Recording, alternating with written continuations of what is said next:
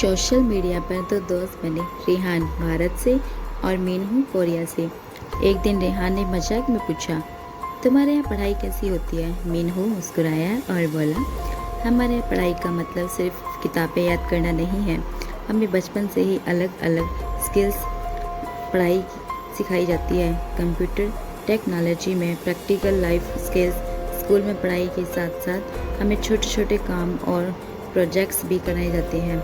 इसी वजह से ग्रेजुएशन के बाद बिना डिग्री के भी बहुत लोग अच्छी नौकरी पा लेते हैं। रेहान थोड़ी देर चुप रहा और फिर बोला, भारत में सिस्टम अलग है, जहाँ ज़्यादातर बच्चे सिर्फ एग्ज़ाम पास करने की रेस में दौड़ रहे हैं। पढ़ाई के कई साल बीत जाए लेकिन कॉलेज के बाद भी नौकरी की गारंटी नहीं। इंटरव्यू में जॉब एक्सपीरियंस मांगते हैं या कोई स्किल्स। अब सारा टाइम तो पढ़ाई में निकाल दिया जाता है। कुछ भी पढ़ा हो वो इंटरव्यू में आता ही नहीं, क्योंकि जो भी हमने पढ़ा होता है उससे रिलेटेड एग्ज़ाम में या फिर इंटरव्यू में आता ही नहीं। कई सालों तक प्रतियोगिता परीक्षा पास करने की दौड़ में दौड़ते रहते हैं। हर किसी को सफलता नहीं मिल पाती और स्किल सीखने पर उतना ध्यान नहीं दिया जाता। मीनू ने गंभीर होकर कहा, तो फिर तुम्हारे देश के बच्चे करते क्या हैं? रेहान ने लंबी सांस लेकर कहा,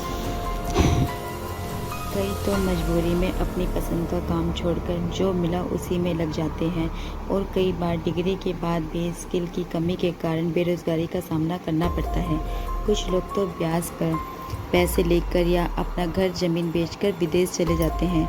कुछ पल के सन्नाटे के बाद मीनू बोला, तो तुम्हारे देश को स्किल पर ज़्यादा ध्यान देना चाहिए, क्योंकि डिग्री में सिर्फ रास्ता खुलता है लेकिन स्किल्स में और अब तो और भी आसान है, बस मेहनत और लगन होनी चाहिए।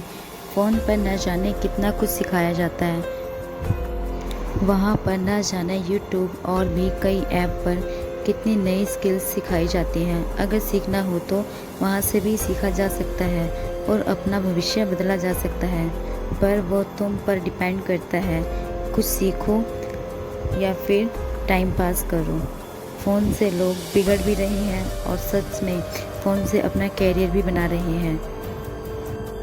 फ़ोन से लोग बिगड़ रहे हैं ये सच है, पर अगर उसे भविष्य के कामों के लिए या फिर अच्छी स्किल्स में यूज़ किया जाए तो लोग अपना कैरियर भी बना रहे हैं।